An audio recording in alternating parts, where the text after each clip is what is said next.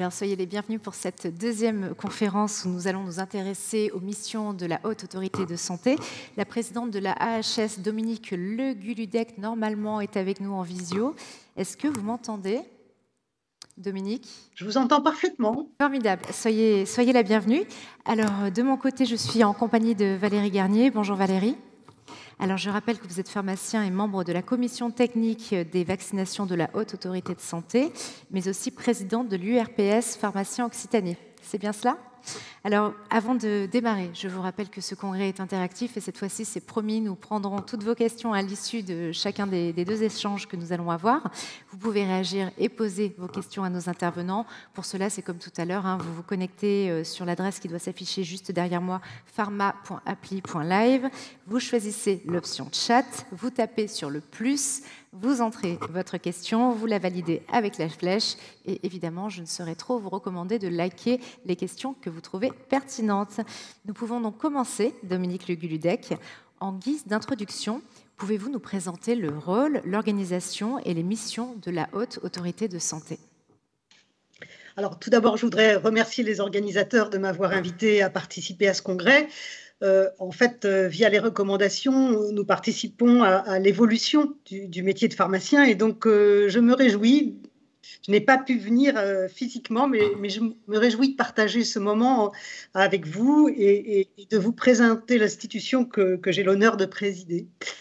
Alors, qu'est-ce que la Haute Autorité de Santé? C'est ce qu'on appelle une autorité publique indépendante, c'est-à-dire qu'elle a été mise en place par les pouvoirs publics et par les assemblées, mais elle n'est pas dépendante du ministère, à caractère scientifique, puisque ses travaux se basent sur la science.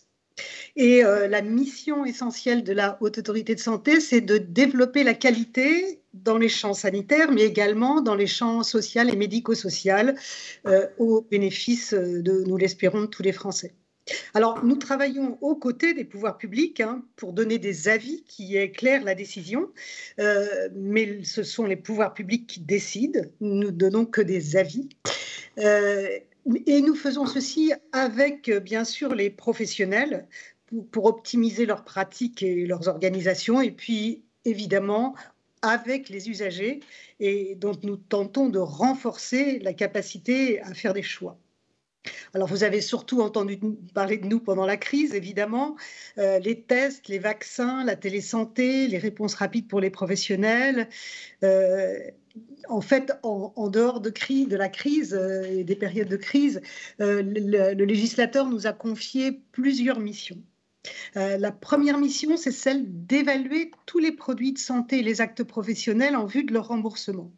L'AHS les évalue d'un point de vue médical, et également économique. Alors, les produits, les actes, les prestations, toutes les technologies de santé, et puis également les actions et les programmes de santé publique, vaccination, dépistage, etc. Pour ce faire, nous nous appuyons sur des commissions qui sont composées d'experts, dont certaines sont réglementaires. Vous avez la commission de la transparence qui évalue les médicaments, et rend donc un avis en vue de leur remboursement, de leur prise en charge et de la fixation de leur prix. Et elle contribue également au bon usage du médicament en publiant une information scientifique et indépendante.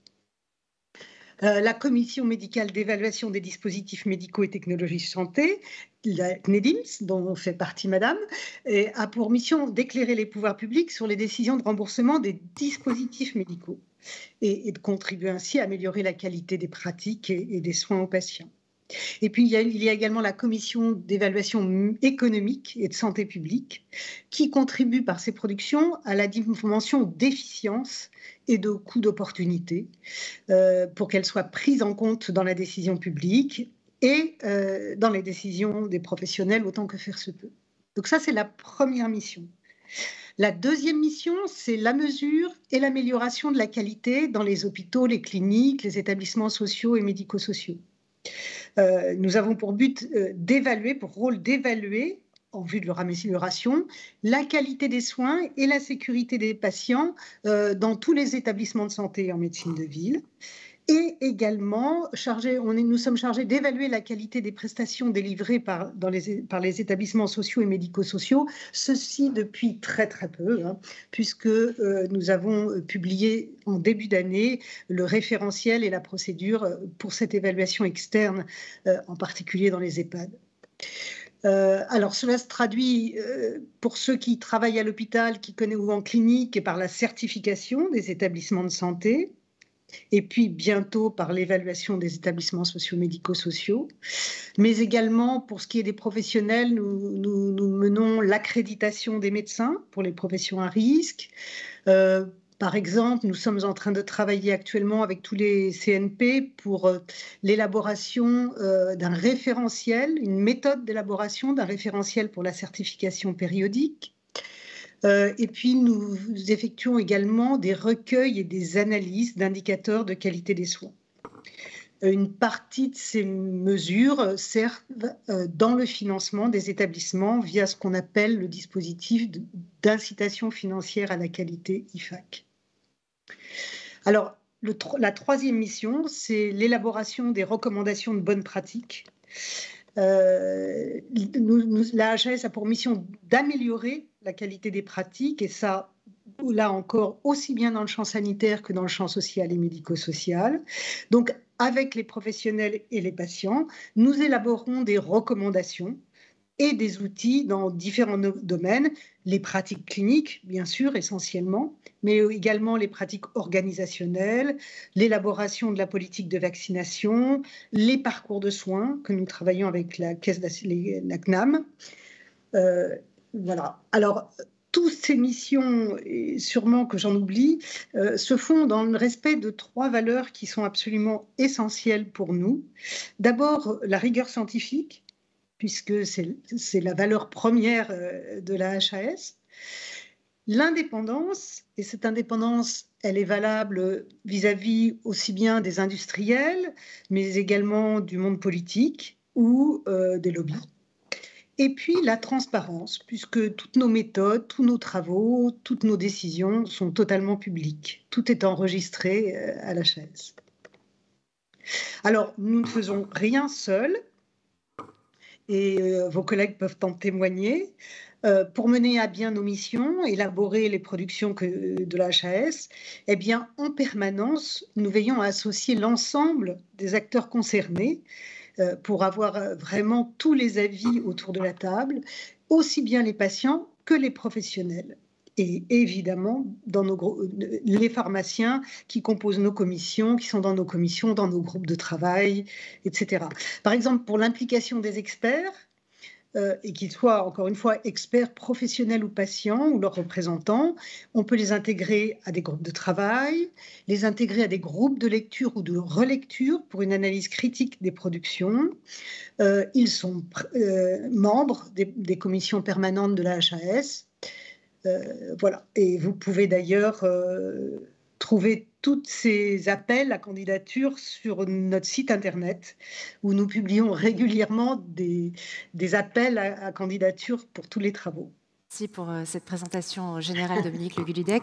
J'aimerais qu'on entre un petit peu dans le détail. En quoi la HAS influe sur les missions du pharmacien, par exemple en matière de vaccination et de protocole de coopération? Alors, prenons d'abord la vaccination. Ça a commencé par la grippe, où nous avons donné des avis pour pouvoir permettre l'extension des compétences en matière de vaccination des pharmaciens. D'abord expérimentation, puis généralisation.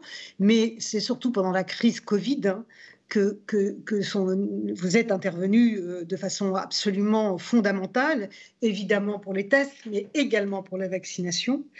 Et dès mars 21, pour fluidifier, accélérer le processus de vaccination, la HAS a préconisé que les vaccins, alors d'abord c'était seulement AstraZeneca, tant qu'on ne connaissait pas l'importance des réactions, des chocs anaphylactiques avec les ARN, puis très vite avec tous les vaccins, qu'ils puissent être administrés par les pharmaciens dès lors qu'ils ont reçu la formation adéquate, qui est la même que celle pour le vaccin grippe 1. Outre l'administration des vaccins, la HAS avait également préconisé que les pharmaciens puissent prescrire tous les vaccins contre le Covid, à l'exception des femmes enceintes, en particulier, encore une fois, au début, nous ne connaissions pas bien les contre-indications et les événements indésirables chez les femmes enceintes, et puis les personnes atteintes de troubles de l'hémostase qui peuvent éventuellement faire des complications. Et là, je tiens à rappeler le rôle absolument primordial des pharmaciens qui sont proches des gens, qui sont distribués dans toute la France et qui ont absolument été fondamentales pour cette démarche de vaccination rapide de masse. La France n'avait jamais vacciné autant de monde en aussi peu de temps, et vraiment, la contribution des pharmaciens a été absolument décisive. Et d'ailleurs, c'est ce qui nous a poussé à poursuivre cette logique d'extension des compétences pour les pharmaciens. Et vous avez vu que très récemment, eh bien, nous avons, là encore, pour améliorer la couverture vaccinale et faciliter le parcours vaccinal des personnes, eh bien, nous avons indiqué être en faveur d'une extension large à l'ensemble des professionnels de santé, infirmiers, pharmaciens, sages-femmes, des compétences en matière de vaccination. Et ce, pas seulement pour l'acte d'administration, mais également pour la prescription, à l'exception des patients immunodéprimés, parce qu'en particulier avec les vaccins vivants, les personnes immunodéprimées peuvent éventuellement faire des accidents. Et puis, leur vaccination est souvent un peu complexe, vous l'avez vu avec le Covid. Et donc, nous avons rendu un avis récent sur cet élargissement des compétences vaccinales pour tous les vaccins chez l'ensemble des adultes et des enfants de plus de 2 ans. Voilà, sauf, encore une fois, les immunodéprimés. Donc un rôle très large dans la vaccination. Et nous espérons vraiment que cette implication va permettre d'améliorer la couverture vaccinale qui encore, en particulier pour la grippe, vous le savez bien, mais même pour les rappels chez les tout-petits ou les rattrapages vaccinaux, est encore imparfaite en France. Alors la deuxième question que vous m'avez posée, c'est à propos des protocoles de coopération, c'est-à-dire la délégation d'actes entre professionnels de santé. Eh bien, vous savez que la loi HPST de 2009 avait mis en place, à titre dérogatoire et à l'initiative des professionnels de terrain, des transferts d'actes ou d'activités de soins et de réorganisation des modes d'intervention auprès des patients. Ces prennent la forme d'un protocole de coopération qui est transmis à l'ARS.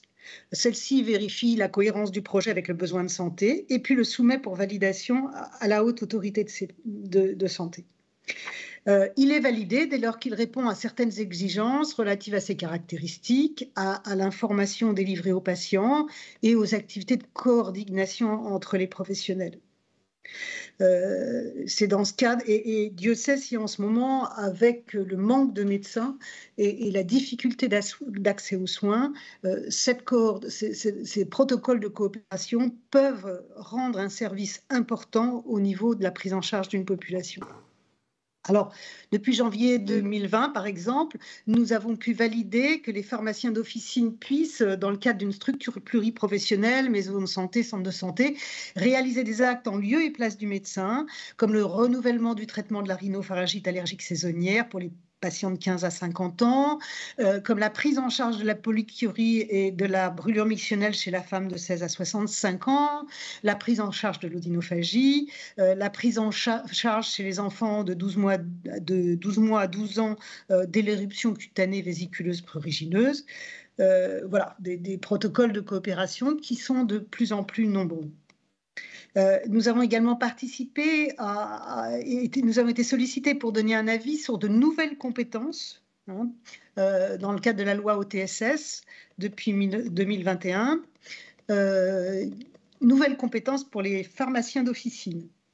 Vous pouvez maintenant, dans le cadre de protocoles inscrits dans un exercice coordonné, MSP, CPTS, CDS, équipe de soins primaires, délivrer pour certaines pathologies, et bien sûr dans le respect des recommandations de la Haute Autorité de Santé, des médicaments dont la liste est fixée par arrêté après avis de l'HAS. La mise en œuvre de ce dispositif est en cours actuellement pour la cystite simple de la femme et l'odynophagie chez les patients de 6 à 45 ans. Et les travaux se poursuivent pour pouvoir étendre ces possibilités. Donc, vous voyez, nos travaux concernent vraiment votre métier et ont un impact direct sur votre profession. Et je dois dire que, en particulier dans le contexte actuel de difficulté de notre système de santé, vous avez vraiment une place extrêmement importante dans ce dispositif et tous ces élargissements de compétences vous donneront un rôle de plus en plus central. Merci pour ces explications, Dominique Le Guludec. Alors, vous le savez, les pharmaciens sont concernés par la révolution numérique. Quels travaux mène la HAS qui sont susceptibles en fait, d'intéresser les pharmaciens, notamment en matière de télésanté? Alors, le pharmacien d'officine a sa place dans la télésanté pour deux types de prise en charge. D'abord, l'accompagnement d'un patient lors de la téléconsultation en tant que professionnel de santé accompagnant. Et certaines pharmacies d'officine ont déjà des locaux dédiés à cet usage. Et en la matière, le pharmacien d'officine joue un rôle très important, un rôle de facilitation de l'accès aux soins grâce aux officines, et en particulier dans les déserts médicaux. Vous avez l'installation des officines étant régulée, la répartition des officines est plus homogène sur le territoire que l'installation des médecins. L'accompagnement des patients non familiers des technologies numériques ou non équipés de smartphones. Dans notre rapport prospectif d'il y a 2 ans, nous avions vraiment insisté sur la nécessité de médiateurs numériques pour ne pas exclure les patients de la e-santé, pour ne pas certains, en particulier les plus âgés, soient exclus de la télésanté. Et puis, votre deuxième rôle, c'est sur le télésoin qui est réalisé par le pharmacien lui-même avec un patient à distance. Les activités récurrentes d'accompagnement du patient peuvent être réalisées en télésoin. Le télésoin est adapté par exemple à l'entretien pharmaceutique, au bilan partagé de médication, à l'accompagnement de pathologies chroniques, entretien tabagique, asthmatique, antivitamine K, diététique sur l'obésité, le BPCO, le diabète, et puis à l'éducation de la santé. Ceci est encore une fois particulièrement utile pour les patients rencontrant des difficultés à se déplacer. Le télésoin devrait également faciliter la transmission hôpital-ville en permettant d'organiser mieux la continuité des soins initiés à l'hôpital, comme des entretiens ciblés en ville, en présence du pharmacien hospitalier, en oncologie par exemple. La téléexpertise, elle, n'est pas prévue pour les professions non médicales encore à ce jour. Alors, dans le cadre de la télésanté, la HAS a défini des critères d'éligibilité du patient à vérifier en amont d'un axe de télésanté, et ça, qu'il s'agisse de téléconsultation, téléexpertise, téléimagerie, télésoins, et des guides sur le bon usage et la qualité des pratiques à distance, qui doivent évidemment se faire dans un cadre de qualité. Ces recommandations, elles visent à accompagner les professionnels de santé concernés par la mise en œuvre du télésoin, par exemple, et elles couvrent des dimensions larges, les prérequis réglementaires, les moyens techniques, locaux, sécurité des données, technologie, interopérabilité, par exemple, mais également la formation des professionnels, l'importance du premier entretien du patient en présentiel, l'alternance du présentiel en distanciel, enfin un certain nombre de recommandations qui nous paraissent essentielles. Et dans ce sens, nous entendons bien accompagner les professionnels de santé, dont les pharmaciens d'officine, dans ce qui est en effet une vraie révolution. Alors notre deuxième grande action par rapport à vos outils, c'est la certification des logiciels d'aide à la prescription et des logiciels d'aide à la dispensation. Notre travail sur les LAP et les LAD impacte également les pharmacies d'officine, surtout les LAD, parce que nous établissons la procédure et les référentiels de certification de ces logiciels. Alors, elles sont désormais facultatives, vous le savez. Elles participent à l'amélioration des pratiques de prescription et de dispensation parce qu'elles garantissent la conformité des logiciels avec des exigences minimales en termes de sécurité, de conformité, d'efficience de la prescription et de la dispensation. Elles sont mises en œuvre par des organismes certificateurs accréditées par le COFRAC, mais elles peuvent être demandées par les éditeurs. Donc nous rendons publique la liste des LAP et des LAT certifiés, mais la HAS ne fait pas elle-même la certification. Les objectifs de cette certification sont multiples, hein. Améliorer la sécurité de la prescription et de la dispensation en réduisant le risque d'iatrogénie médicamenteuse, améliorer l'efficience des traitements en diminuant leurs coûts à qualité égale, améliorer la stratégie thérapeutique en ayant recours à des systèmes d'aide à la décision indexés par médicament, faciliter le travail des praticiens avec des exigences minimales, favoriser le respect de la réglementation, enfin bref, ils sont très utiles. Voilà, nous avons publié début 22 la nouvelle procédure de certification des LAP ainsi que les nouveaux référentiels de LAT d'officine. Tout est prêt. Il se reste maintenant à s'assurer de l'engagement des éditeurs dans cette nouvelle certification. Voilà, le Ségur du numérique et la période de grâce du marquage CE jusqu'en mai 24 pourraient en effet éventuellement conduire les éditeurs à reporter un peu leur engagement dans cette nouvelle procédure ou à prioriser d'autres chantiers. Donc, c'est important d'inciter les éditeurs à aller dans cette voie. Et dans ce domaine, les pharmaciens ont un rôle majeur, hein, pour impulser la démarche. Donc, vous voyez, les travaux de la HAS concernent vraiment directement ou indirectement beaucoup les pharmaciens d'officine. Et je vous invite tous à participer le plus possible à nos travaux parce que nous avons vraiment besoin de gens sur le terrain pour renforcer notre expertise sur cette profession et ces missions qui sont, encore une fois, si essentielles à notre système de santé. Merci Madame la Présidente. Vous restez avec nous puisque nous passons maintenant aux questions du public. Alors la première question que nous souhaitons vous poser, à quelle date est prévue la publication de la recommandation pour la vaccination des moins de 16 ans?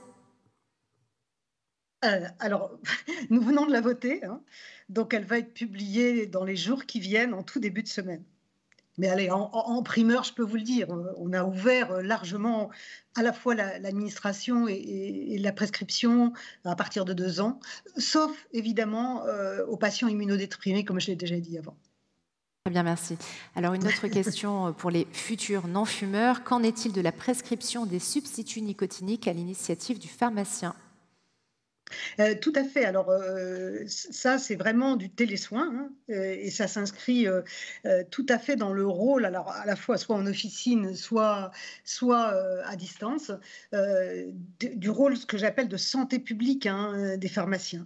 Nous sommes en train de faire des travaux sur le sujet. J'espère que tout ceci sera effectif le plus rapidement possible, hein, comme pour d'autres protocoles qui ont été engagés et qui sont en cours de travail. Très bien. Autre question, quelle est l'influence de la HS au niveau de l'Europe? Ah, alors Assez large. nous participons, vous savez qu'elle vient d'être mis en place une évaluation, enfin commune, une réglementation concernant l'évaluation des produits de santé qui sera commune à l'Europe et qui devra être effectif à partir de 2025. Et vous voyez, la semaine dernière, j'étais à Bruxelles parce que, évidemment, nous participons très activement à l'élaboration de toutes les méthodes communes, hein, pour pouvoir mener ces évaluations communes dans 3 ans, ce qui est très rapide, hein. Donc, une partie, alors l'évaluation, chaque pays ayant des systèmes de remboursement très différents, l'acceptation d'un produit et la fixation de son prix resteront une priorité nationale, hein, une prérogative nationale. Mais par contre, le travail d'amont, d'évaluation des performances d'un médicament, de ses qualités, eh bien, se fera en commun, de façon à ce que tous les pays d'Europe puissent bénéficier être au même stade d'évaluation. Donc évidemment, je peux vous dire que nous sommes très très investis là-dedans, et ça prend beaucoup de temps et de travail. Mais c'est un vrai changement.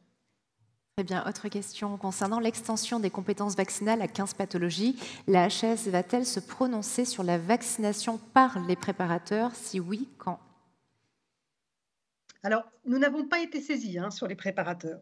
La saisine du ministère nous a demandé l'élargissement des compétences vaccinales aux professionnels de santé. Donc, nous avons travaillé sur les infirmiers, les pharmaciens, les sages-femmes. Aujourd'hui, nous ne sommes pas saisis par le ministère sur cette question. Autre question, quelle est la position de la HAS sur le dépistage en pharmacie, notamment pour le VIH et l'hépatite C? Et c'est la dernière question. Alors, vous avez vu ce qui s'est passé pendant le Covid, hein. Moi, je crois que le rôle des pharmaciens, il a été absolument essentiel, il l'est encore aujourd'hui. Et donc, il n'y a pas de raison qu'il ne soit pas aussi essentiel pour d'autres pathologies. Et donc, évidemment, tout ça doit être travaillé en concertation, et en concertation, évidemment, avec les professions médicales. Et c'est pour ça, d'ailleurs, que la HAS a un rôle indépendant, c'est-à-dire que nous mettons toutes les compétences autour de la table, et in fine, nous donnons des avis qui sont enfin au bénéfice des personnes et au bénéfice de la santé publique. Voilà, merci Madame la Présidente pour votre temps et la qualité de votre présentation. Vous restez avec nous et puis nous on continue avec Valérie Garnier. Alors Valérie, je rappelle que vous êtes pharmacien et membre de la commission technique des vaccinations de la Haute Autorité de Santé. Vous êtes aussi présidente de l'URPS pharmacien de l'Occitanie. Alors comment intègre-t-on une commission de la Haute Autorité de Santé? Est-ce qu'il y a des prérequis, des critères préconisés? Alors déjà, en tant que pharmacien, puisqu'on est docteurs en pharmacie, c'est déjà un profil qui est recherché pour pouvoir intégrer ces fameuses commissions de la Haute Autorité de Santé. Après, le professeur Le Guludec l'a dit, il faut regarder au moment des changements de commission qui ont lieu tous les 3 ans pour déposer sa candidature. Donc on peut tout à fait déposer sa candidature auprès d'une commission qui se renouvelle. Il faut savoir que les commissions n'ont pas toutes la même date de renouvellement. Pour exemple, la commission de la transparence, je parle de celle que je connais, la commission de la transparence a renouvelé en novembre 2021 et la commission technique des vaccinations a renouvelé en 2020. Donc il faut calculer 3 ans, il faut regarder régulièrement sur le site de la Haute Autorité de Santé et puis voir si on a envie de déposer sa candidature. Le professeur Le Guludec l'a également exprimé, il y a une volonté de pouvoir être transparent, mais également de limiter au maximum tout ce qui est conflit ou lien d'intérêt. Ça ne veut pas dire qu'il ne faut pas en avoir, mais il faut savoir que quand on a un lien, on a une déclaration publique d'intérêt qui est obligatoire, qui est renouvelée régulièrement, voilà. Et chaque fois qu'il y a des modifications dans notre statut. Il n'y a pas obligation de ne pas avoir de lien d'intérêt, mais le problème, c'est que quand on a un lien d'intérêt, on ne peut pas participer au débat, donc on sort de la salle, on sort de la visio, là maintenant, en l'occurrence, et on ne peut ni participer au débat, ni voter. Donc, si on a beaucoup de liens d'intérêt, parce qu'il y a un déontologue qui est rattaché à la commission aux différentes commissions de la HAS et qui va quand même vérifier au moment des candidatures les profils des candidats et à travers la DPI, mais également, vous savez qu'il y a un site Transparence Gouvernement qui répertorie tous vos repas avec les labos, etc. Alors bien sûr, si on a 3 pages de repas avec des labos ou d'interventions au cours de congrès, c'est un peu compliqué. Après, pour les recours éventuels que pourraient faire diverses personnes. Voilà. Et puis, bien sûr, si on veut candidater, il faut savoir qu'il faut donner de son temps, de son énergie. Il ne faut pas être avare de cela. Il faut le savoir parce que, à titre d'exemple, moi j'ai été chaque fois commission de la transparence, j'étais la seule pharmacien d'officine et actuellement commission technique des vaccinations, je suis la seule pharmacien d'officine. Donc, on représente une profession, il faut bosser les dossiers, ça prend des week-ends, souvent au détriment de la famille, mais si effectivement la famille n'est pas là également pour accepter cela, c'est un peu compliqué, ça il faut le savoir. Très bien, j'allais y venir, on allait parler d'investissement personnel parce que je sais que c'est important. Vous nous précisez, vous avez donc intégré 2 commissions, c'est bien ça? Oui, j'ai d'abord intégré la commission de la transparence en 2014. J'ai fait les 3 mandats, donc ça aurait dû durer 9 ans. En fait, ça a duré que 8 ans parce que là aussi le professeur Le Guludec l'a dit, il y a les associations de patients qui entre-temps ont intégré les commissions de la Haute Autorité de Santé. Et donc ça s'est passé au milieu d'un mandat qui a été de fait raccourci. Et en fait, j'ai fait 2 mandats et demi qui en valent 3. Donc on a le droit de faire 3 mandats successifs. Donc ça s'est arrêté là en novembre 2021, mais depuis 2017, et je suis membre de la commission technique des vaccinations, et donc là c'est mon 2e mandat, et c'est une commission qui a intégré la Haute Autorité de Santé justement en 2017, la commission technique des vaccinations. Très bien. En tant que pharmacien, quel rôle y jouez-vous? Le rôle... alors, au niveau de la commission, là aussi, je reste sur les commissions que je connais. La commission de la transparence, le rôle est important. Il est pas, on n'est pas là, on ne fait pas de tapisserie, comme on dit. Au contraire, même si, donc je l'ai dit, j'étais seul pharmacien d'officine, on était en fait 2 pharmaciens les derniers temps, une professeure de la faculté de pharmacie de Marseille, de pharmacie clinique, et moi. Et notre avis est toujours sollicité. Donc, comme je disais, on travaille les dossiers à l'avance. Il faut être sûr de ce qu'on va avancer ou de l'intervention qu'on va faire au cours d'une commission. C'est important, toujours pour cette image de la profession. Et à la commission de la transparence, on a à côté de nous des experts, médecins de toutes les spécialités. Voilà, donc c'est une commission qui est très scientifique, mais l'approche, l'écoute est très bienveillante, très tolérante, et chaque fois que j'ai eu l'occasion d'intervenir, ma parole a toujours été prise en considération. Voilà. Et la commission technique des vaccinations, de fait, on est acteur dans la vaccination, donc notre rôle est d'y participer pleinement. D'ailleurs, si je peux rajouter que cette commission technique des vaccinations qui a intégré la Haute Autorité de Santé en 2017, auparavant n'était pas à la Haute Autorité de Santé, mais au Haut Conseil de Santé publique. Ils s'appelaient le comité. Il a changé de genre en passant à la HAS. Il n'y avait pas de pharmacien. Et ça s'est passé sous la présidence d'Agnès Buzyn, à l'époque, qui était présidente de la Haute Autorité de Santé. C'était nous, le début 2017, des premières expérimentations grippe. Et Agnès Buzyn a souhaité que dans cette commission, il y ait donc un pharmacien, une sage-femme, un ou une infirmière, pour pouvoir représenter ces professions qui sont tout à fait partie prenante dans la vaccination. Très bien, merci. Alors nous avons évoqué à l'instant les missions de la commission de transparence. Pouvez-vous nous donner 1 ou 2 exemples précis de l'action de cette commission? Alors, vous devez le savoir, c'est tous les médicaments qui arrivent sur le marché passent par la commission de la transparence pour savoir s'ils vont arriver in fine, si leur service médical rendu sera suffisant pour qu'ils puissent être pris en charge par l'assurance maladie. Donc, rôle très, très important. Il y a également, alors qui s'est venu se rajouter en 2021, tout ce qui est en plus accès précoce. Alors déjà qu'il y avait un travail énorme porté par la commission de la transparence, c'est encore davantage aujourd'hui avec tous les accès précoces.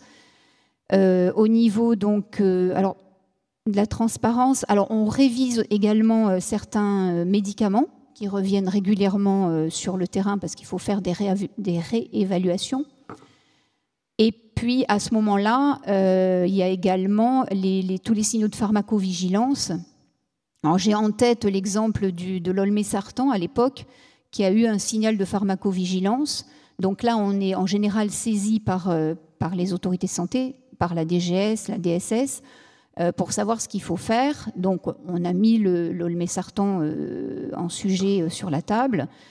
Et là, on sort tout ce qu'on peut trouver sur ce médicament. Il y a une partie biblio qui est extrêmement importante. Il y a des équipes qui travaillent, qui sont salariées auprès de la Haute Autorité de Santé, qui sont rattachées à chaque commission. Entre parenthèses, dans ces équipes, il y a beaucoup de pharmaciens. Il y a des internes et des externes en pharmacie qui font leur stage également. C'est vraiment très enrichissant pour eux. Et là, donc, on met sur la table tout ce qu'on peut trouver, toute la pharmaco européenne, toute la biblio, et on étudie l'olmesartan pour savoir si on le maintient ou pas, et au regard des autres également de la même classe, qui sont des alternatives, mais est-ce que c'est un effet de classe? Est-ce qu'on va être face à un problème sur tous les sartans? Donc on arrive finalement au fait que l'olmesartan paraît être le seul qui aurait ce signal de pharmacovigilance, qui était une entéropathie, et on lui donne à ce moment-là un SMR insuffisant, comme pour d'autres médicaments dont on estime, par une analyse scientifique et audition d'experts, que le médicament n'a pas à être remboursé. Et là, on entre dans une phase importante, qui est une phase contradictoire, où les laboratoires sont au courant du résultat et peuvent venir en audition pour défendre leur médicament. Donc là, en l'occurrence, on est arrivé à un SMR qui restait insuffisant. Hein, vous le savez tous, il a fallu anticiper au niveau des pharmacies par rapport aux patients qui avaient des traitements. Mais bon, il y avait des alternatives. Il y a également des cas particuliers, en plus de tous ceux que je vous ai dit, des radiations. Des laboratoires, des fois, donc, demandent que leurs médicaments soient radiés. Donc là aussi, et c'est là que j'avais un rôle plus spécifique, puisque moi, je faisais la relecture de tout ce qui est demande de renouvellement et demande de radiation. Et quand il y avait des alternatives, donc on a tous également en tête le Dexeril, il y avait le Toplexil, pour citer les princeps, qui avaient des alternatives. Donc là, il n'y a pas de problème, la radiation, elle peut se faire. Et puis, il y a, je ne vais pas les citer, mais j'ai 2 exemples de médicaments où je me suis opposée à la radiation parce qu'il n'y avait pas d'alternative. Et la HAS donc, a émis la recommandation au laboratoire de ne pas retirer ces médicaments de la circulation. Donc voilà, en gros, le travail est énorme pour la commission de la transparence. Et voilà, il faut de la rigueur, il faut rester scientifique tout le long. C'est l'evidence-based medicine qui prévaut, mais pas que, parce que là aussi, s'il suffisait de rentrer des données dans une machine et à la fin de ressortir tel médicament, on le garde, celui-là, on l'élimine en fonction de critères préétablis, le côté humain n'interviendrait plus et il reste quand même un côté humain qui intervient au niveau de ces commissions. On n'est pas des machines d'evidence-based medicine, même si ça trace nos décisions. Merci. Est-ce qu'on peut revenir maintenant sur le rôle de la commission technique des vaccinations et est-ce qu'il existe un pont ou des ponts entre ces 2 commissions? Alors, toutes les commissions de la transparence, de l'HAS, ont des ponts entre elles, mais c'est vrai que la commission de la transparence et la commission technique de vaccination, c'est pour ça qu'à l'époque où j'étais sur les 2, c'était intéressant, parce que, en l'occurrence, donc, la commission technique des vaccinations sont des vaccins ou des stratégies vaccinales. Mais quand on a à l'étude d'un vaccin, par exemple un vaccin au hasard, un vaccin contre la grippe, on va étudier ce vaccin. Là aussi, biblio, tout ce qui est études cliniques, études observationnelles éventuellement, si on en a, expérience étrangère, ça, on s'en sert énormément. Et puis, donc, la commission des techniques des vaccinations donne un avis. Est-ce que ce médicament a sa place dans la stratégie? Et oui, non. À partir de là, il passe en commission de la transparence qui, à ce moment-là, va déterminer. En général, pour les vaccins, c'est toujours du service médical rendu important, mais va surtout déterminer le niveau d'amélioration duquel va découler le prix derrière. Donc c'est très important. Donc il y a ce pont-là, sauf en période de Covid, où là, il fallait aller très vite. On n'avait pas le temps de faire toutes ces transits. Et les vaccins nous arrivaient au niveau de la commission technique des vaccinations. Il fallait, dans l'urgence, pouvoir répondre. Ça a été des séances organisées en plus, ça a été des équipes qui ont travaillé les week-ends et les nuits. Et là, pas le temps, c'était des AMM conditionnels, pas le temps de repasser par la commission de la transparence. Il faut donner un avis tout de suite, oui, non, on ouvre, on n'ouvre pas, on étend à telle catégorie de personnes, on revoit la stratégie. Voilà, ça a été, pendant la période Covid, ça a été ça tout, sans arrêt. Alors, nous l'avons vu, les pharmaciens ont un rôle accru en santé publique, notamment en termes de dépistage et de prévention. Quel a été le rôle de la commission des vaccinations dans l'extension des compétences vaccinales des professionnels ? Là, j'avoue que j'ai eu de la chance d'être là à ce moment-là, depuis le début, parce que 2017, ça a été justement le début, nous, de la vaccination contre la grippe. Et j'ai intégré la commission technique des vaccinations et un groupe de travail qui s'est formé d'abord lors de l'extension à 2 régions supplémentaires, parce qu'au départ, l'expérimentation était sur 2 régions, puis étendue à 2 régions supplémentaires. On a mis sur la table le sujet des populations qui étaient exclues de cette première expérimentation, à savoir il y avait les femmes enceintes qui étaient exclues, les immunodéprimés et les primo-vaccinés. Donc je faisais partie d'un groupe de travail pour savoir si dans cette extension d'expérimentation, on intégrait ces nouveaux patients, ce qui a été le cas. Donc là aussi, expérience étrangère, enfin tout ce qui s'ensuit de travail bibliographique et de réunions de groupes de travail. Ensuite, il y a eu le passage où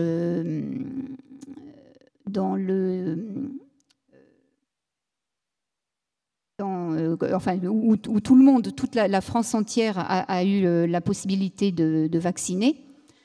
Donc là aussi, rebelote, rapporteur dans un groupe de travail pour savoir justement si on étendait, si on raccourcissait l'expérimentation de façon anticipée, parce qu'elle était prévue de continuer un peu plus.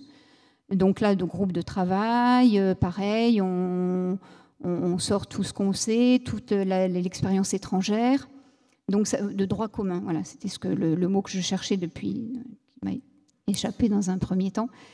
Et ensuite, il y a eu, le professeur Le Gulidec en a parlé, l'extension des compétences vaccinales aux autres vaccins. Alors, à ce sujet, donc là aussi, j'étais rapporteur sur ce sujet. C'est un sujet qui aurait dû venir, qui était sur la table depuis longtemps, depuis 2020. Je l'attendais impatiemment, à vrai dire. Et puis, la crise Covid est arrivée, donc c'est repassé sous la pile. Forcément, l'urgence a fait qu'il fallait traiter tout ce qui était urgent. Et quand le sujet est revenu sur la table, on avait en plus cette expérience de la Covid qui est venue se rajouter au reste. Donc là, pareil, ce que je n'ai pas dit, c'est que la commission de la transparence à aucun cas ne fait preuve ni de dogmatisme ni de corporatisme. L'esprit est vraiment très, très ouvert. Il y a une écoute que j'ai vraiment appréciée. Et on a donc décidé, comme vous le savez à ce moment-là, d'étendre la vaccination, d'autres vaccinations pour les 16 ans et plus, étendre pour les sages-femmes, les infirmiers et les pharmaciens. Et je ne pensais pas le dévoyer aujourd'hui, mais le professeur Le Gulidec en a parlé, donc je me permets, puisque là j'étais récemment rapporteur sur l'extension des compétences pour les moins de 16 ans qui va sortir. Mais je n'en dirai pas plus, puisque c'est encore en discussion et on a encore des réunions qui sont prévues à venir pour cadrer tout ça. Alors, une dernière question, puis ensuite nous prendrons les questions du public. Vous avez, Valérie Garnier, maintenant le recul de plusieurs années d'expérience au sein de l'AHS. Est-ce que vous inciteriez les pharmaciens à intégrer une commission de l'AHS? Et si oui, pourquoi? Alors d'abord, un grand oui. Tous ceux qui ont envie, qui ont une appétence pour ça, qui ont du temps à y consacrer, comme je l'ai dit, il faut être sérieux dans son travail quand on s'investit au sein d'une commission, comme sont les commissions de la HAS. Mais oui, 100 fois oui, parce que, bon, j'ai terminé mes mandats au niveau de la commission de la transparence, mais j'y ai apporté de l'énergie, mais j'en ai retiré énormément. Au niveau professionnel, ça a été un vrai bonheur de travailler en plus avec des personnes d'autres professions, avec des équipes de permanents qui sont vraiment au top, mais vraiment, je leur tire mon chapeau parce que le travail de la HAS, encore aujourd'hui, j'ai des étoiles dans les yeux quand je vois tout le travail qui est mis sur la table. C'est que du bonheur. Donc, alors là, oui, 100 fois oui. Et puis la commission technique des vaccinations, évidemment, par rapport à notre travail au niveau des vaccins, ça m'a apporté énormément d'assurance pendant cette période Covid, où je me sentais vraiment à l'aise pour pouvoir renseigner les patients. Et j'ai pu faire part de mon expérience, puisque vous l'avez dit, je suis présidente de l'URPS des pharmaciens Occitanie. Dans les mailings qu'on faisait, j'ai pu faire part de mon expérience aux pharmaciens pour qu'ils puissent avoir également les bonnes informations, les informations triées, parce que c'est vrai, quand on reçoit ces DGS urgents à la suite, c'est compliqué de tout lire. J'ai essayé d'extraire la substantifique moelle, comme on dit, et ça m'a énormément servi, et j'espère que ça a pu servir aussi à mes confrères consoeurs. Merci Valérie Garnier pour ce témoignage. Alors, le professeur Guludec souhaite intervenir, et puis ensuite nous prendrons les questions. Nous vous écoutons, Dominique Le Guludec. Écoutez, c'était essentiellement pour vous remercier, madame, parce que votre engagement est absolument exceptionnel d'abord, et puis sans faille. Donc, et nous avons en effet besoin, et alors les commissions, c'est ce qui demande le plus de travail, mais même dans les groupes de travail, si nous ne voulons pas avoir des décisions qui sont descendantes, il faut vraiment qu'elles soient faites avec tout le monde. Et donc, cette participation des professionnels, elle est absolument essentielle. Et bon, la HAS dédouane un petit peu, mais c'est pas comme ça qu'on devient riche, hein. Donc c'est pas pour la gloire, c'est pas pour l'argent, c'est pour le bien de tous, c'est pour la santé publique. Et donc je tenais vraiment, vraiment à vous remercier. Merci Madame la Présidente. Valérie Garnier, je vous propose que nous passions maintenant aux questions du public, qui devrait s'afficher d'ici quelques instants, mais peut-être une réaction, ou alors on passe aux questions. Voilà, elles vont s'afficher d'ici quelques secondes. Alors, première question, combien d'experts y a-t-il dans ces commissions ? Je pense que le professeur Le Guludec pourra mieux répondre que moi. Moi, je peux répondre pour les deux commissions que je connais.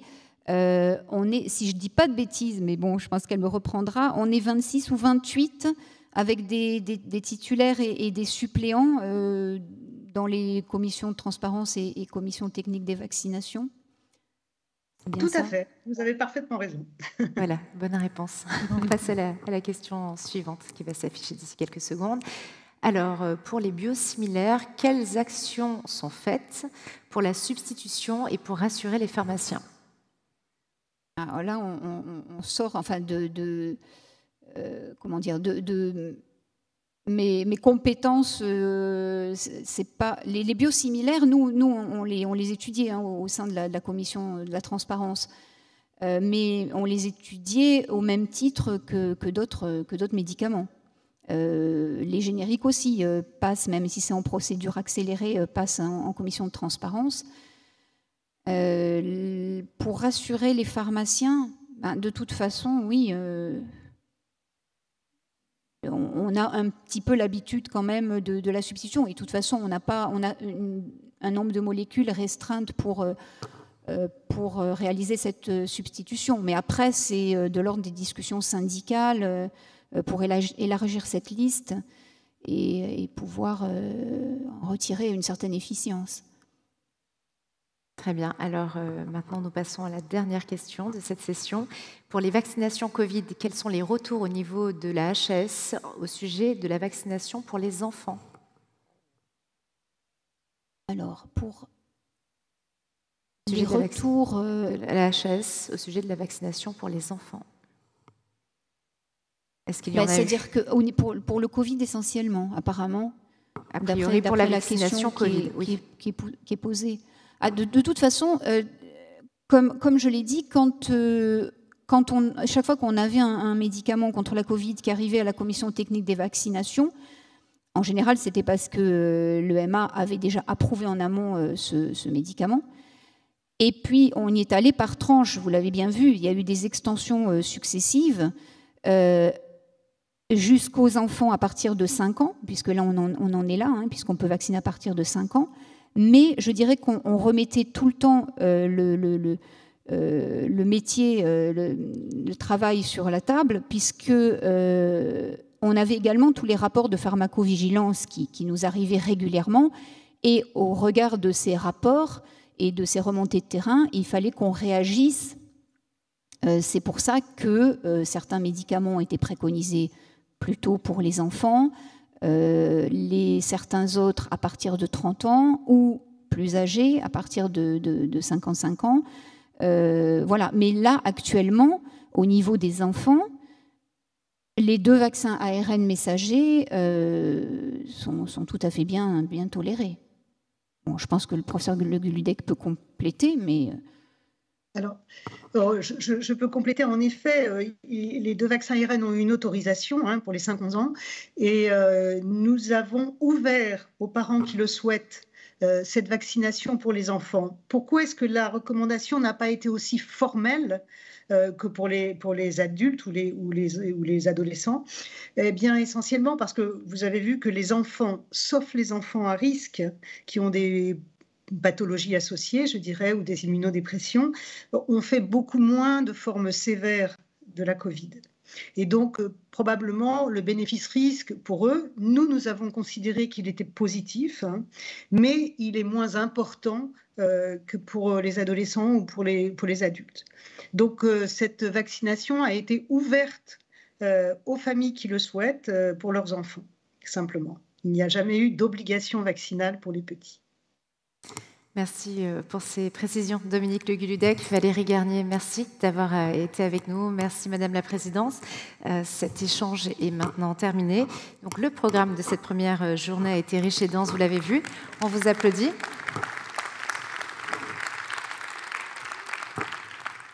Alors, la bonne nouvelle, c'est que ce n'est pas tout à fait terminé puisque nous vous proposons, vous le savez, des ateliers pratiques jusqu'à 18h et puis nous aurons après tous rendez-vous pour un grand cocktail offert par l'ASFP et Astera et ainsi que la SERP pour clôturer cette toute première journée. Notez dès à présent que demain matin, nous vous donnons rendez-vous dès 9h30 pour plusieurs ateliers. Et pour ma part, je vous retrouverai ici même à 11h pour une grande table ronde intitulée « Études et exercices, quelles évolutions pour l'équipe officinale ». J'espère que vous avez passé une très belle journée, première journée de congrès en notre compagnie. À demain. Merci pour tout.